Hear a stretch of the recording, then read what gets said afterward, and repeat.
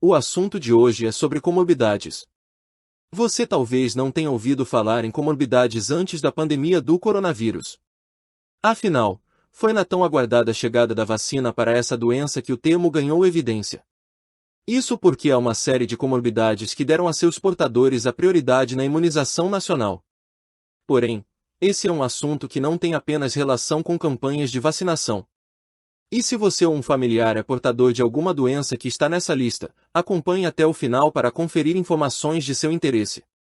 A partir de agora, explico melhor o tema e falo sobre direitos dos pacientes, causas de comorbidades, como prevenir e tratar. Inicio esse podcast comentando sobre o que são comorbidades. Comorbidade é toda doença, condição ou estado físico e mental que, em razão da gravidade, pode potencializar os riscos à saúde caso o portador venha a se infectar com algum agente patogênico. Foi exatamente o caso do coronavírus, mas vale também para outros surtos ou epidemias. Dessa forma, é preciso dar a essas pessoas atenção especial para que um eventual contágio não agrave ainda mais a sua saúde, que já inspira cuidados. Vejamos então quais são os direitos das pessoas com comorbidades. Muitas vezes, as pessoas com comorbidades vivem fragilizadas em razão de enfermidades congênitas, síndromes incuráveis e distúrbios que afetam órgãos vitais, entre outras condições. Por isso, é obrigação do governo e da sociedade prestar atendimento especial a esses indivíduos enquanto a ameaça em questão não estiver definitivamente erradicada. Nesse sentido, a primeira medida é conceder prioridade nas campanhas de vacinação, garantindo assim que elas recebam sua dose antes dos grupos de risco reduzido. No Brasil, as vacinas estão sendo administradas conforme as diretrizes do Programa Nacional de Imunizações, de responsabilidade do governo federal. Contudo, em respeito ao Pacto Federativo, cada estado é livre para determinar as regras, cronograma e locais em que as vacinas são aplicadas. Entenda agora quais doenças são consideradas comorbidades. Arritmias cardíacas. Cardiopatia hipertensiva. Cardiopatias congênitas no adulto. Cirrose hepática. Diabetes mellitus. Doença cerebrovascular. Doença renal crônica. Doenças da aorta, dos grandes vasos e fístulas arteriovenosas. Hemoglobinopatias graves. Hipertensão arterial. Hipertensão arterial resistente, HA. Hipertensão pulmonar e cor pulmonar. Imunossuprimidos. Insuficiência cardíaca. Miocardiopatias e pericardiopatias. Obesidade mórbida. Pneumopatias crônicas graves.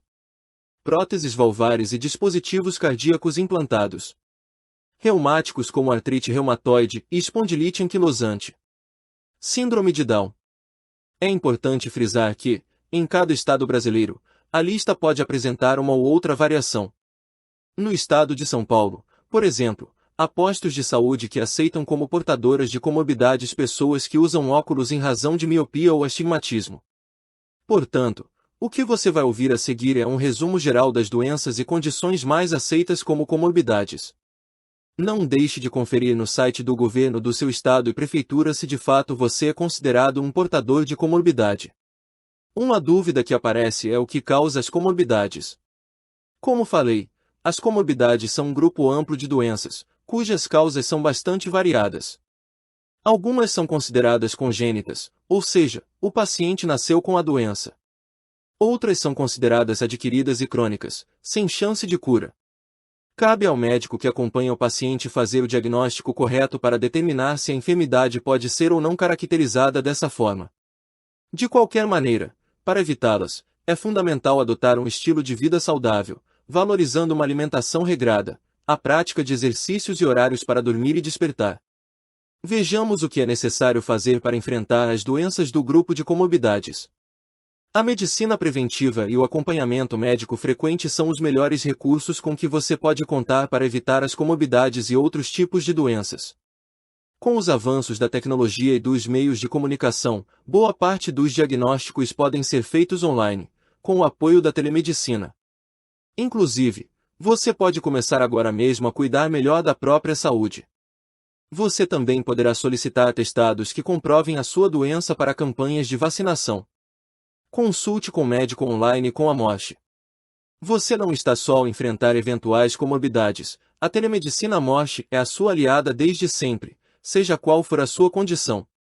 Prestamos atendimento via teleconsulta, conectando você ao especialista necessário com o suporte da internet. Além da comodidade, com a consulta remota, você economiza tempo e dinheiro que seriam gastos no deslocamento até o consultório ou clínica. Em resumo, as doenças, surtos e epidemias como a Covid-19, infelizmente, são uma ameaça. Isso vale principalmente para as pessoas portadoras de comorbidades e você não pode facilitar nos cuidados com consultas regulares com seu médico de confiança. Procure se informar em fontes seguras sempre que surgir dúvidas. O blog da Telemedicina Morse é bem completo e passa pela minha curadoria. Tanto para profissionais de saúde como para pacientes. Considere assinar nossas redes sociais e nosso podcast Morse no YouTube. Caso tenha algum assunto que deseja que eu comente no formato de podcast, basta mandar mensagem pelas nossas redes sociais. Fique atento para não perder os próximos episódios. Abraço e até breve.